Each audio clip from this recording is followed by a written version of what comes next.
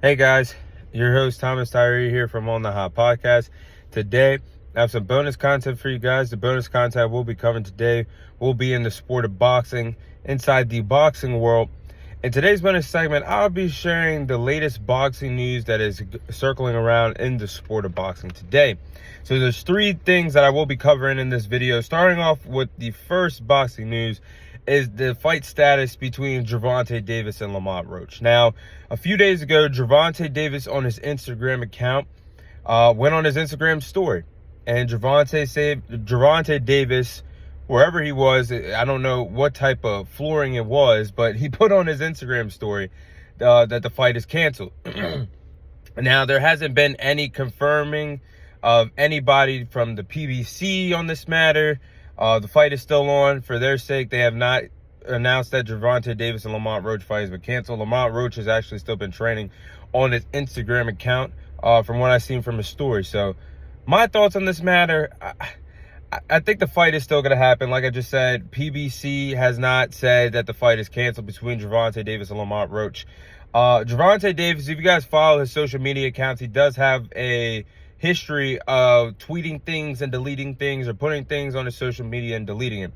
That's what Gervonta Davis did when he said the fight was canceled on his Instagram story a few days ago. Then he deactivated his Instagram, and I think he deactivated his Twitter/X account a long time ago.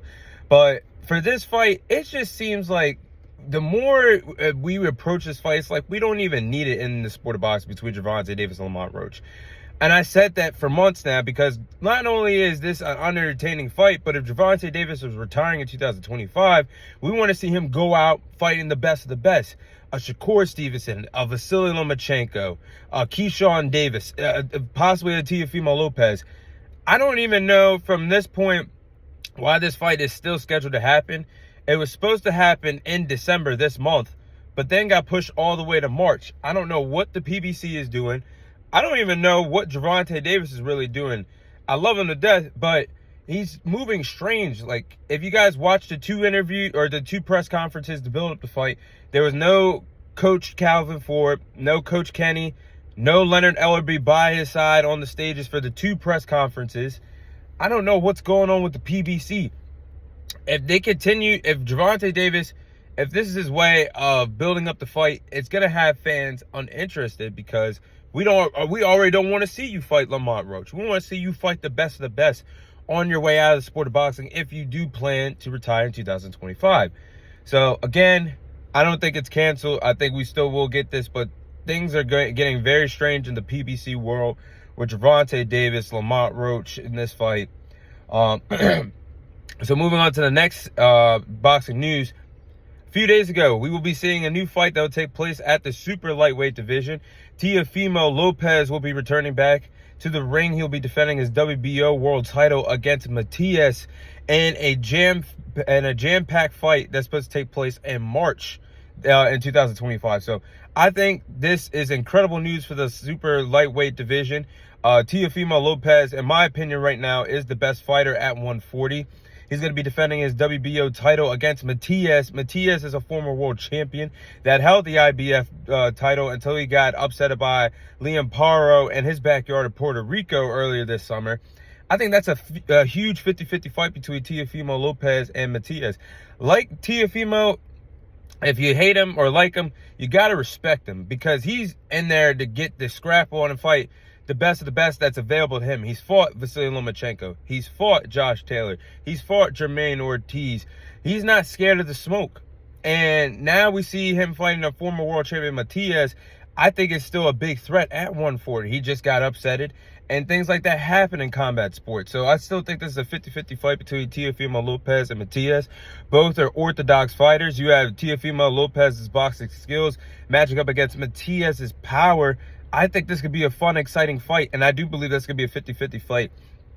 I will say it's good to see that Teofimo Lopez and Bob Arum are working on their relationship, building the bridges, because it was rumored that Teofimo Lopez was going to leave Top Rank and it possibly put on the sidelines for a long time. But I like that Bob Arum is keeping the world champion active. icing him or putting him on the shelf. I hope they mend their actual relationship outside the business of the sport of boxing. So good to see Teofimo Lopez, in my opinion, a top 10 pound-for-pound fighter, back in the sport of boxing in a jam-packed fight against Matias.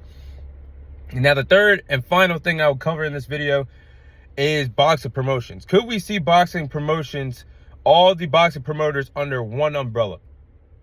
And we're moving towards that because Top Rank, their contract with ESPN ends in July.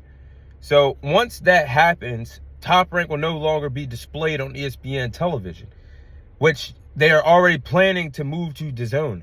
So that is great news for the sport of boxing because that's what the sport of boxing needs.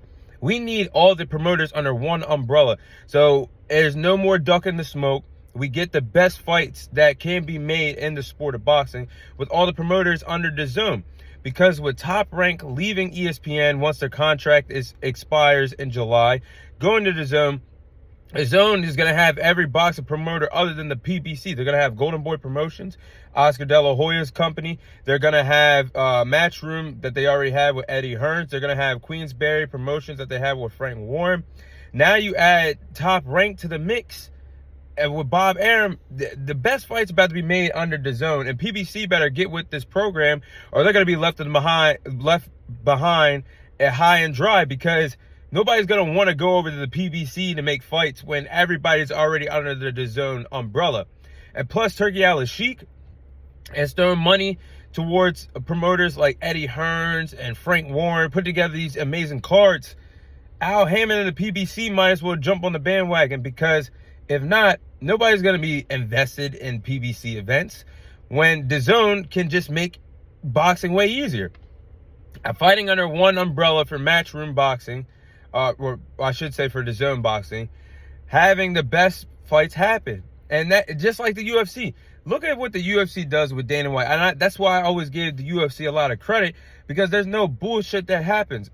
There's only one promoter in the UFC, which is Dana White, and he controls all the fights. I'm not saying that DAZN needs to control everything, but having all the boxing promotions under one umbrella for DAZN, that's going to be a sign of a sigh of relief, and bring joy to boxing fans, because there's going to be no excuses why we can't get the best squabbles, the best fights that can be made in the sport of boxing. So I just think if the PBC don't get with the program and go with DAZN, they're going to be out, left high and dry, and money's not going to be made, because they even failed. They only put together 4 pay-per-view cards alone this year in 2024.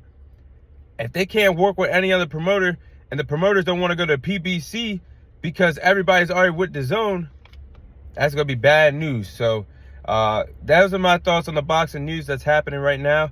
And that is all the time I have for you guys today. Thank you guys for watching and listening. There's your host, Thomas Tyree, signing off. And I'll see you guys on next week's episode.